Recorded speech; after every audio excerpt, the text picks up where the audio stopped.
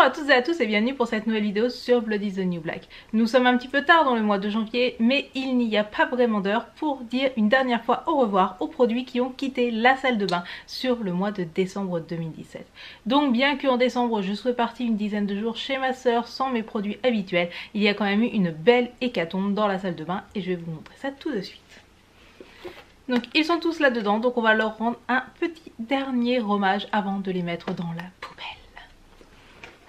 Le tout premier est ceci, il s'agit du shampoing à la noix de coco de chez OGX. Donc OGX c'est une marque anglo-saxonne qui en France est notamment vendue sur Beauté Privée à des prix vraiment très intéressants. Ce shampoing est sans SLS, donc sans sulfate. Il est très doux et surtout il sent la noix de coco un maximum.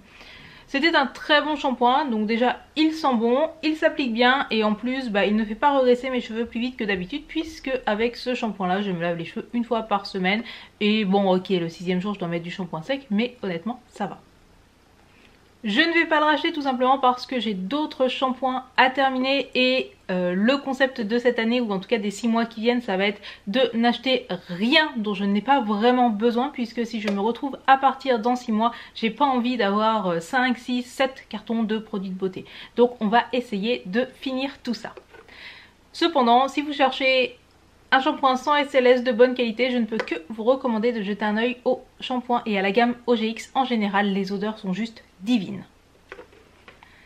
Toujours en produit capillaire, j'ai terminé ceci. Il s'agit d'un masque de la gamme Cosliss. C'est le masque à la kératine et donc au lisse notamment. Alors je ne sais plus si celui-là je l'avais eu dans une box bio ou si c'était mon ami Cyrielle qui me l'avait donné puisque j'avais aussi le shampoing de la même gamme. L'un des deux venait d'une box, l'un des deux venait de Cyrielle. C'est une gamme que j'aime beaucoup, donc ce masque là je l'ai appliqué avant shampoing. Je saurais pas vraiment dire si j'ai senti une vraie différence. Il laissait mes cheveux hydratés et un peu réparés, mais est-ce que vraiment il était mirobolant? Je ne sais pas.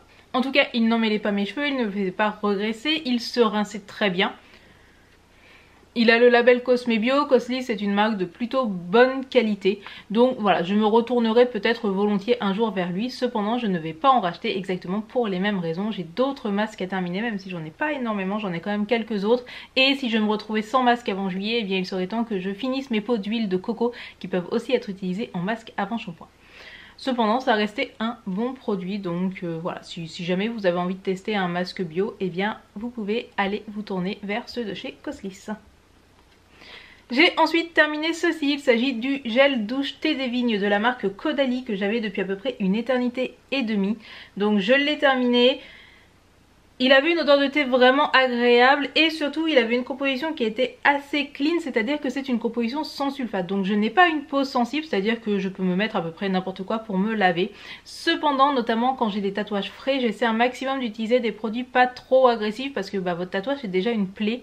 Donc il n'y a pas besoin de lui mettre des sulfates et ce genre de choses qui sont abrasifs. Donc je l'ai utilisé, il sent bon. Après c'est un gel douche de parapharmacie donc il coûte assez cher, je crois qu'il doit quand même coûter 5 ou 6 euros. Est-ce que ça vaut vraiment le coup de mettre aussi cher dans un gel douche quand des marques comme Label, Avril, etc. font des trucs suffisamment sensoriels et parfois avec des compositions aussi clean? Je ne sais pas, donc je vais pas le racheter parce que j'ai 40 000 gels douche et que oui il sentait bon, mais autant je peux vouloir racheter un truc à la vanille, un truc au monoeil ou ce genre de choses. L'odeur de thé des vignes, oui ça sent bon mais j'en fais pas une folie, c'est pas voilà. J'ai ensuite terminé ceci, il s'agit d'un flacon de Derm Ink, une crème après tatouage, donc qui peut remplacer la Bepanthen ou la Cicalfate. Ça a l'avantage d'être déjà dans un flacon pompe, je trouve ça plus pratique que le tube de Bepanthen qui devient très vite dégueulasse. Et en plus c'est un produit qui est vraiment formulé spécifiquement pour l'utilisation en tant que baume après tatouage, ce qui veut dire que c'est beaucoup moins gras que de la Bepanthen par exemple. Donc moi cela fait à peu près 1 an et demi que je ne soigne mes tatouages frais que avec Derm Ink. C'est une marque française que vous pouvez commander uniquement soit sur leur site web, soit acheter chez les tatoueurs partenaires. Donc je sais que à Blois par exemple on va en trouver chez Lucky je crois. À Lille j'en sais rien. Je ne vais pas en racheter tout simplement parce que je pense que si je me refais tatouer avant de partir, je vais tester par exemple la Hustle Bustle dont j'entends énormément de bien, juste histoire de tester un nouveau truc, ou alors j'utiliserai du Easy Tattoo qu'on a au shop, je sais pas trop. Cependant c'est un bon produit, si vous trouvez que la Bepanthen est trop grasse, que la Cicalfate ne vous convient pas, testez vraiment ce genre de produit vraiment dédié au tatouage. Généralement c'est formulé de manière à ce que ça soit pas trop désagréable sur vos vêtements, que ça tâche pas trop, etc.